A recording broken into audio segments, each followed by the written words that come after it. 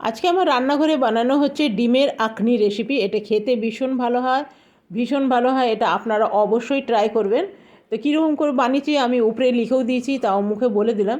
এটা ভাত বা রুটির সাথে খেতে অসম্ভব ভালো হয়। আপনারা তো ডিমের অনেক রকম রেসিপি করে খেয়েছেন, কিন্তু এই রেসিপিটা একবার হলো ট্রাই করুন, অসম্ভব ভালো লাগে। তো এখানে ডিমগুলো আমি সুতোর সাহায্যে কেটে নিলাম, আর যতগুলো আমি সেদ্ধ করেছিলাম এর জলটা আমি কিন্তু ফেলবো না, এটা তরকারির মধ্যে কাজে লাগিয়ে নেব। আর এগুলো পেস্ট বানানো হয়ে গেল।